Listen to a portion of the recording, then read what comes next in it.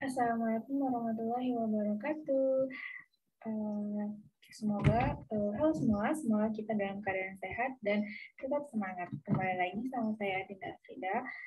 Kali ini saya akan membahas suatu materi mengenai pemeriksaan pajak, tapi terhadap SPT masa, PPh, pemotongan dan pemungutan. Yuk kita lihat materinya. Di sini saya akan membahas ada 4 poin dalam pemeriksaan mata SPT masa PPh ini. Pengujian yang dilakukan oleh pemeriksaan pajak sehubung dengan SPT PPh pemotongan dan pemungutan yang disampaikan oleh wajib pajak difokuskan pada beberapa hal.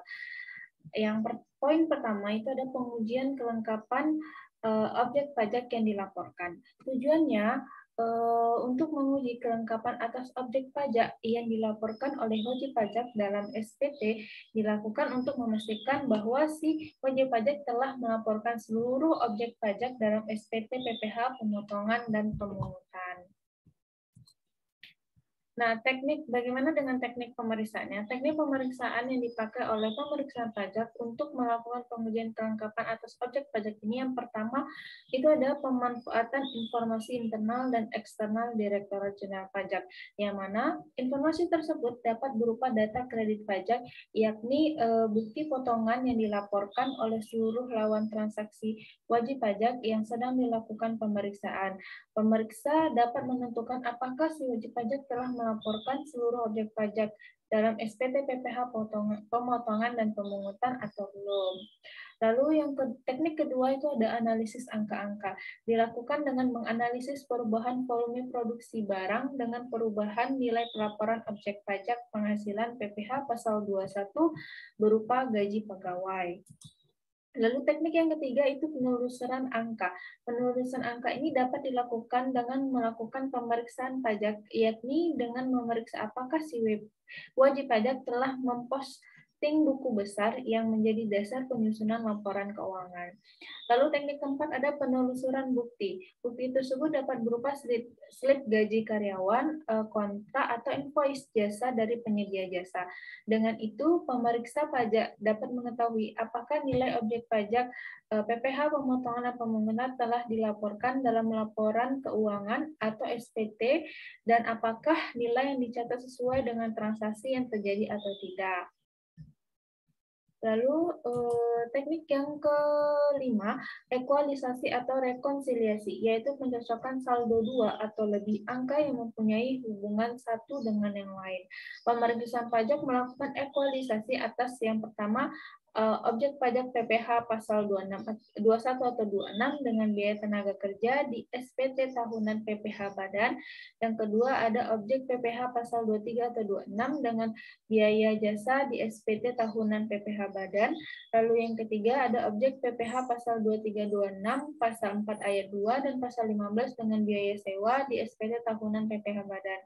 Jika nilai objek pajak yang dilaporkan dalam SPT PPh pemotongan dan pemungutan lebih rendah dibandingkan dengan nilai biaya pada SPT tahunan PPh badan, maka wajib pajak belum melaporkan seluruh objek pajak dalam SPT PPh pemotongan dan pemungutan. Lalu teknik berikutnya itu konfirmasi.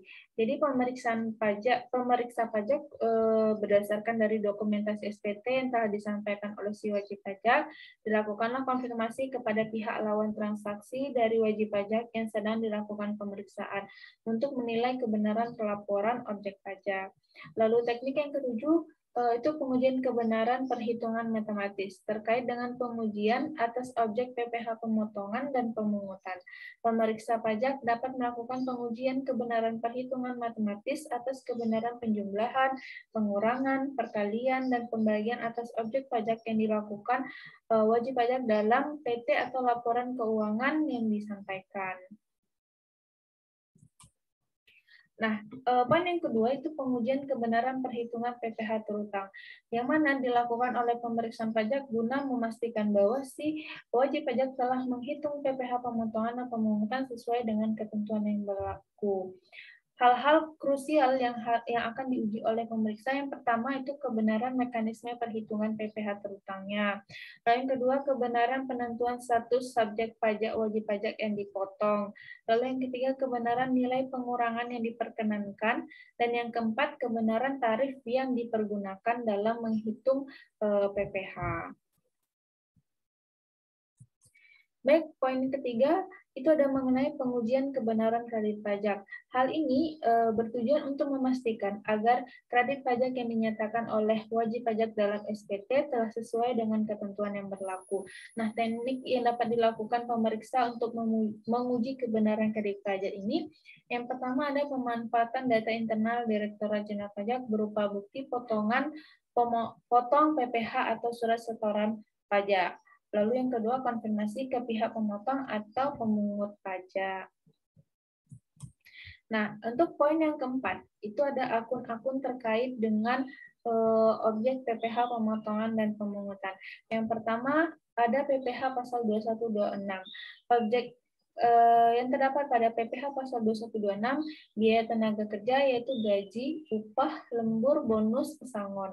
Lalu yang kedua, PPh pasal 22. Objek yang terdapat dalam PPh pasal 22 ini adalah impor. Lalu yang ketiga, ada PPh pasal 2326. Objek yang terdapat dalam PPh pasal 2326 itu berupa dividen, bunga, royalti, jasa, dan sewa.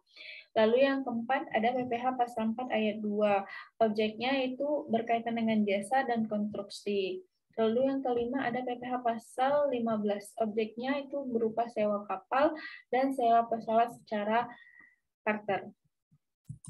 Nah, baik, dengan berakhirnya poin-poin dalam materi tadi, maka berakhirlah materi yang saya sampaikan. Semoga bisa bermanfaat.